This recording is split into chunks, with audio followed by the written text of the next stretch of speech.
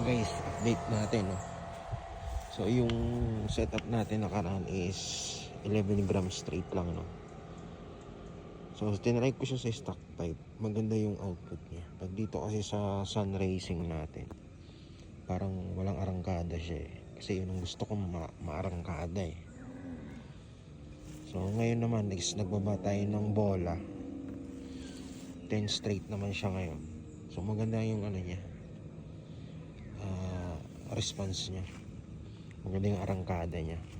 So ganun pa rin naman yung setup natin. Binago lang natin yung bola. Nagaan lang tayo. 1-2 pa rin, parehas yung spring natin. So bagay siya dito sa pipe natin na silent cable.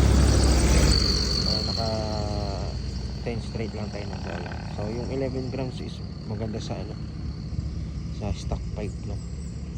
So ganun pa rin, MP pulley set, tapos 1-2 spring, 1-2 RPM spring. Nakasan lang tayo, tapos nagantay ng bola. 10 straight na lang. So yun lang naman guys, no? Pero para sa akin kasi hindi ako mahilig sa top speed. So kasi yung nasa syudad naman tayo sa Maynila, gusto ko lang yung madali makasingit, may arangkada. Yun lang. Yun lang feedback ko sa sun type, tapos MP pulley set, tapos naka 10 grams na bola. Pero pag stock pipe ka naman, maganda yung 11 grams sa MP pulley set. So yun lang guys, no? Peace out.